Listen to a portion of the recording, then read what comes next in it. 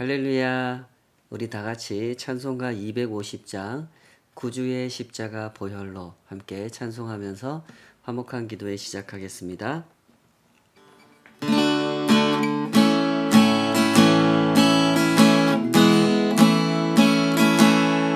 구주의 십자가 보혈로 죄 씻음 받기를 원하네.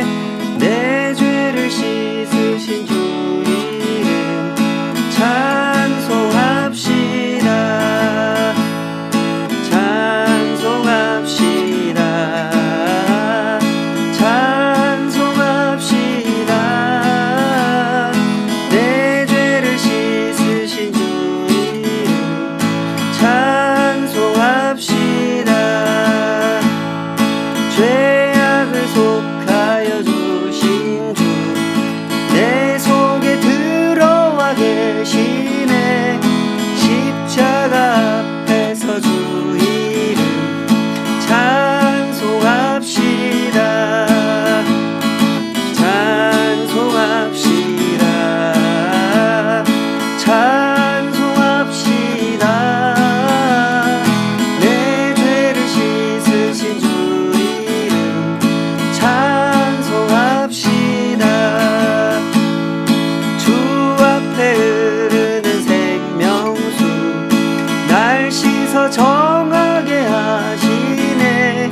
내 기쁨 정성을 다하여 찬송합시다. 찬송합시다. 찬송합시다.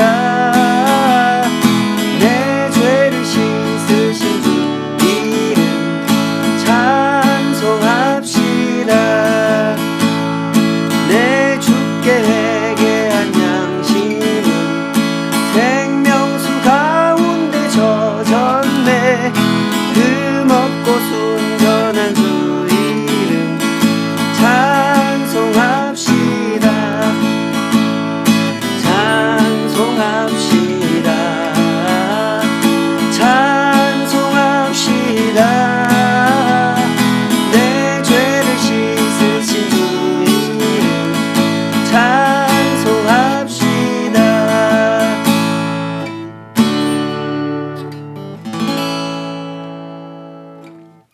아버지 하나님, 그 높으신 이름을, 거룩하신 보혈을 찬송하기 원합니다. 우리의 평생을 통해 영혼을 살아가며 그렇게 주께서 행하신 일, 그 아름다우신 일을 찬양키 원합니다.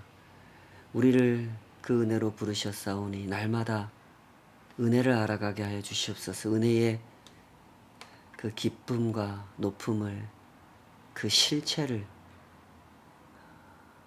우리의 눈이 보게 하시고 마음이 깨닫게 하시고 손이 만져볼 수 있도록 주님 우리를 인도하여 주시옵소서. 오늘도 그 말씀 앞에 엎드려 그 은혜를 알기 원합니다. 친히 우리 각 사람을 가르쳐 주시고 주님의 세계로, 그 은혜의 세계로 인도하여 주시옵소서. 예수님의 이름으로 기도하옵나이다. 아멘. 레위기 17장 1절에서 16절까지 주신 말씀으로 여호와의 명령이라는 제목으로 함께 하나님 말씀 헤아려 보도록 하겠습니다. 레위기 17장부터 27장까지는 흔히 학자들이 성결법전이라고 제목을 붙여놓고 분류하는 단락입니다. 하나님께 드리는 제물을 어떻게 다뤄야 되는지 에서부터 정결한 성생활, 또 무속적인 우상 숭배와의 단절, 가축을 키우고 절기를 어떻게 지키는지 등 일상에 관련한 많은 내용들을 다루고 있는 본문이죠. 여기서 중요한 것은 모든 것을 하나님의 백성답게 거룩하게 행해야 된다 하는 메시지입니다. 모든 것을 하나님의 백성답게 거룩하게 행해야 된다 라고 하는 그 말씀은 곧 무엇을 의미하겠습니까? 이스라엘 백성들에게는 이미 익숙해져 있는 그릇된 생활 방식이 있었다는 사실을 의미하죠. 이스라엘 백성들은 애굽에서 400년이 넘는 세월을 지냈습니다. 그 세월 동안 애굽의 문화, 애굽의 방식에 물들게 되었죠. 때문에 하나님의 백성이 품어야 할 그 거룩한 가치관을 몰랐던 것이고 하나님의 백성답게 살아가는 법을 다 잊어버렸던 겁니다. 온통 애굽에서 배운 가치관과 그에 따른 생활 방식에 익숙해져 있었던 거죠. 그러나 문제는 그것만이 아니었습니다. 이제 애굽을 떠난 이 백성들은 곧 가나안 땅에 들어가게 될 겁니다. 가나안 땅에 들어가면 무슨 일이 생길까요? 가나안에 존재하는 그릇된 가치관, 악한 생활 방식으로부터 영향을 받게 되어 있죠. 사람은 그런 존재입니다. 하나님께서는 이런 사람들을 잘 아시죠. 사람 앞에 거룩한 문화가 있고 속된 문화가 있으면 사람은 먼저 거룩한 문화를 배우지 않습니다. 속된 문화를 더 빨리 받아들이죠. 선한 문화가 있고 악한 문화가 있으면 악한 문화를 먼저 배웁니다. 사랑하고 섬기는 문화가 있고 다투고 지배하는 문화가 있으면 다투고 지배하는 문화를 먼저 배우죠. 때문에 하나님께서는 이런 규례들을 명하신 것이고 지키게 하신 겁니다. 때문에 이렇게 말씀하셨던 거죠. 레위기 18장에 가면 이렇게 말씀하십니다. 3절 4절 너희는 너희가 거주하던 애굽 땅의 풍속을 따르지 말며 내가 너희를 인도할 가나안 땅의 풍속과 규례도 행하지 말고 너희는 내 법도를 따르며 내 규례를 지켜 그대로 행하라. 나는 너희의 하나님 여호와니라. 이런 측면을 생각하다 보면 오늘을 살아가는 우리 역시 점검해 보아야 할 일들이 많겠죠. 우리가 살아가는 세상에는 실로 여러 가지 세계관이 존재하고 가치관이 존재합니다. 그리고 그에 따른 생활 방식이 존재하죠. 세상은 그렇게 이루어졌고 그렇게 작동합니다. 매일같이 경험하고 계신 것처럼 이 세상에서 존중받는 것은 돈이고 힘이고 쾌락입니다. 온통 물질을 숭배하는 가치관이 가득하고 물질을 숭배하는 생활 방식이 충만하죠. 최근에 뉴스에서 다룬 그 시위 장면은 세상의 이런 현실을 단적으로 보여주는 예라고 할 수 있겠습니다. 장애를 가지고 살아가는 분들이 우리도 지하철을 타고 다닐 수 있는 세상을 만들어 달라 하는 구호를 외치면서 그 지하철 출입구에 서서 휠체어에 앉아서 시위를 벌이지 않았습니까? 이것이 다른 시민들의 불편을 초래하는 일이라고 비난을 하는 사람들도 있었고 이런 문제를 아직도 해결하지 못해서 죄송하다고 무릎을 꿇은 국회의원도 있었죠. 그 국회의원은 본인도 시각장애를 가지고 있는 그런 분이었죠. 이럴 때 좀 더 많은 국회의원들이 같이 무릎 꿇고 이렇게 했으면 얼마나 좋았겠습니까?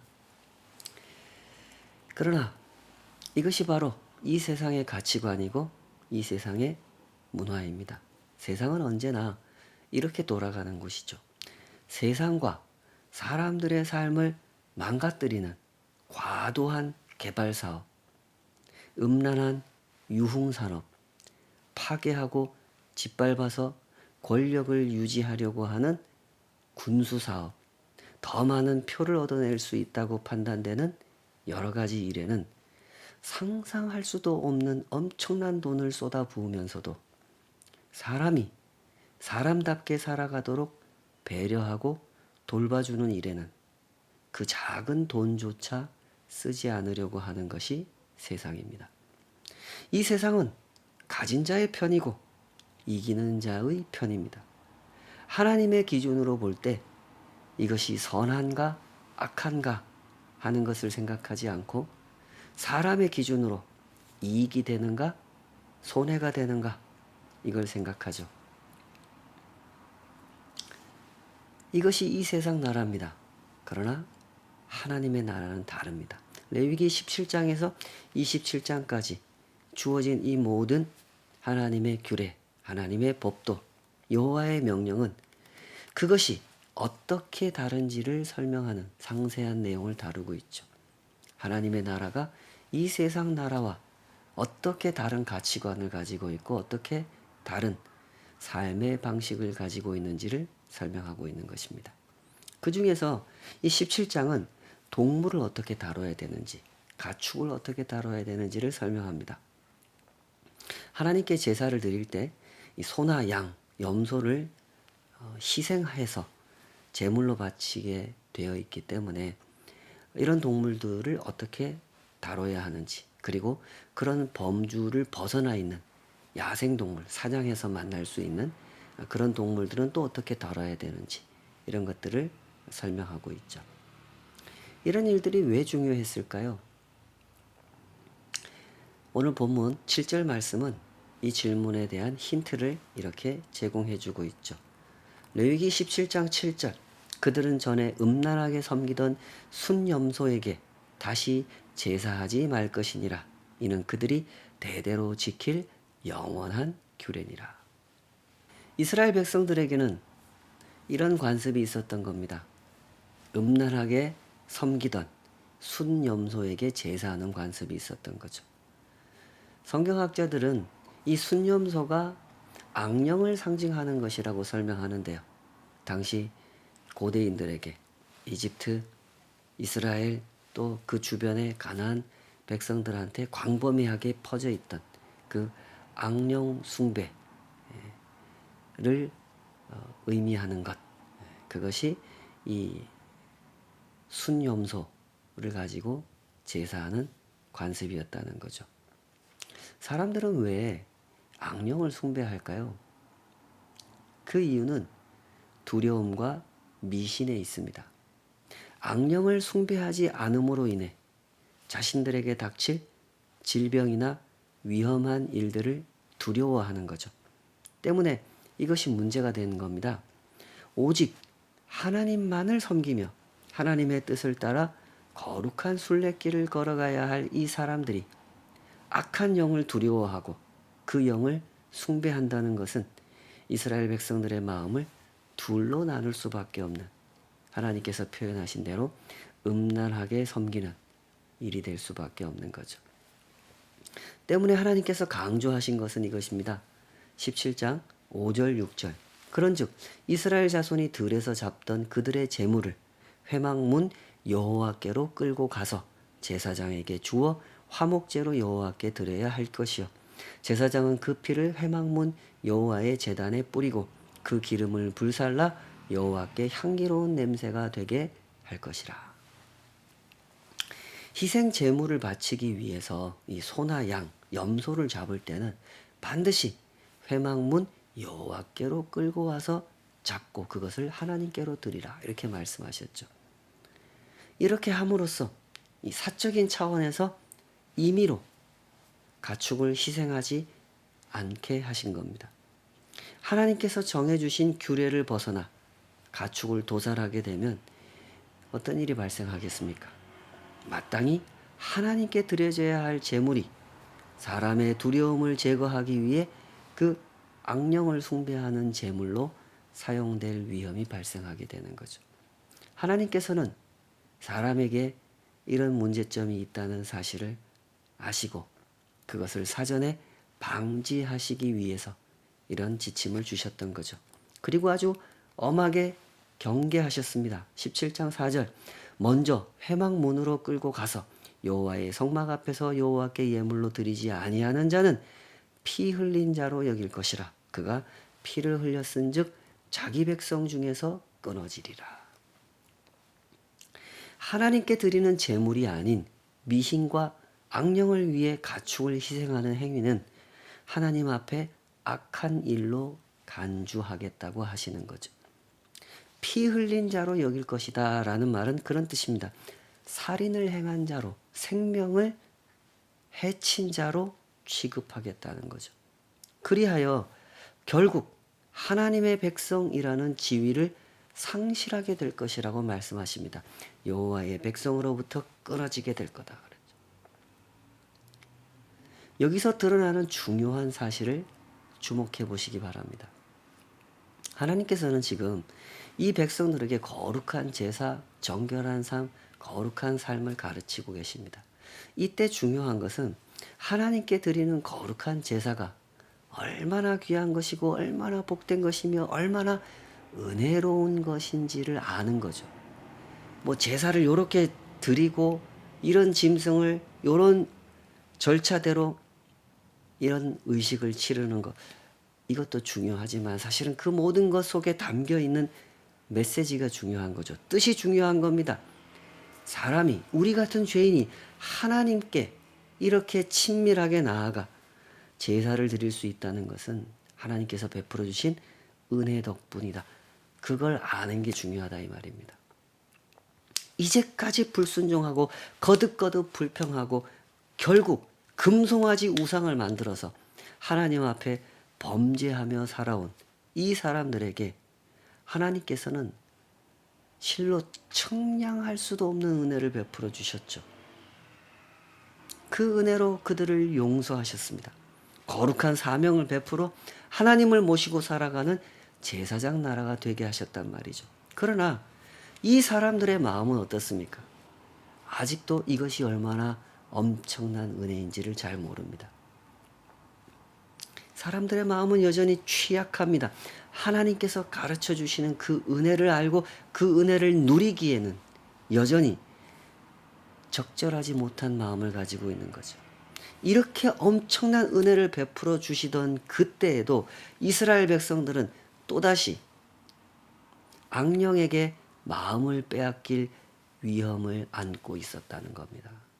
하나님께서 그 사실을 아셨다는 거죠. 때문에 이런 규례를 명하셨다는 겁니다. 그러므로 우리는 이런 사실을 주목해야 할 것입니다. 하나님을 자신의 하나님으로 온전히 모시지 않은 그 사람의 마음이 얼마나 두려움에 취약한 마음인지를 알아야 된다는 겁니다. 이스라엘 백성들의 역사를 보면서 우리가 거듭거듭 확인하게 되는 사실이 이것이죠. 그들은 거듭하여 우상에 사로잡혀 살아가는 사람들이었습니다.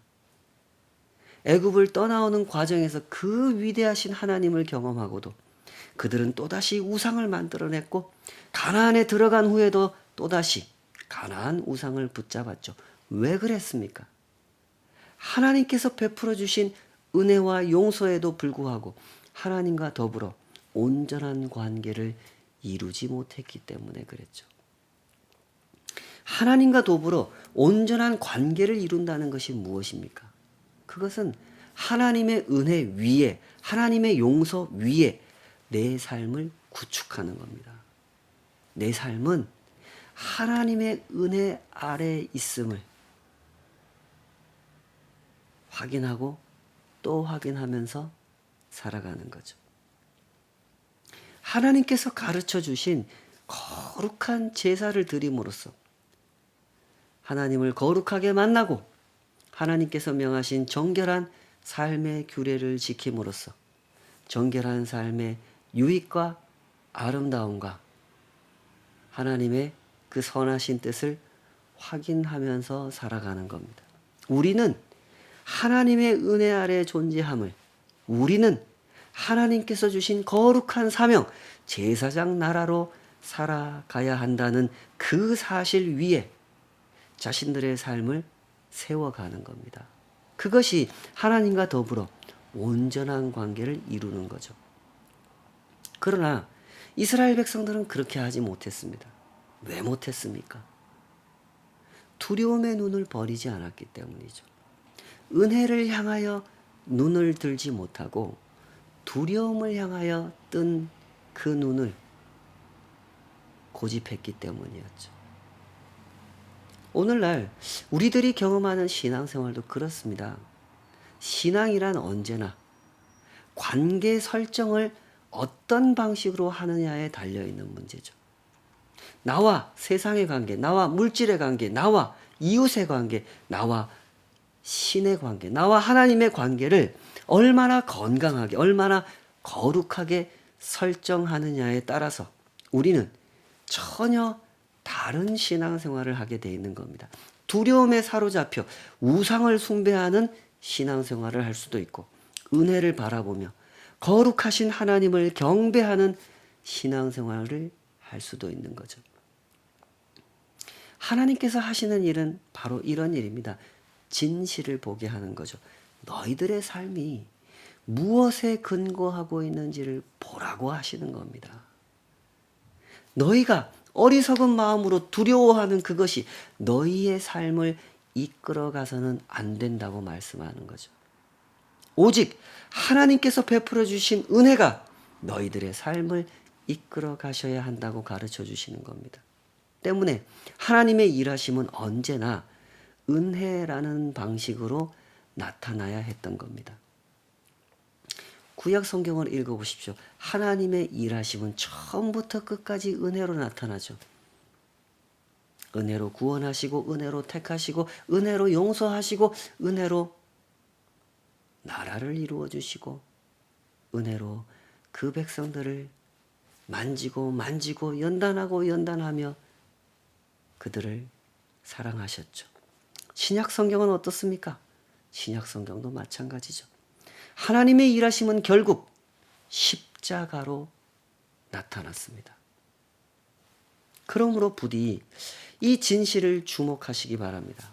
우리의 삶이 무엇에 근거하고 있는지를 잘 보시기 바랍니다. 내 삶은 오직 그 은혜 위에 세워진 삶이라는 사실을 확인하셨다면 하나님과 더불어 거룩한 관계를 맺고 살아가시기 바랍니다. 이것이 신앙생활의 본질이죠. 거룩한 예배를 드리고 정결한 일상을 살아가도록 하십시오. 그리하여 하나님의 제사장으로 살아가는 그 거룩한 부르심을 감당하시기 바랍니다.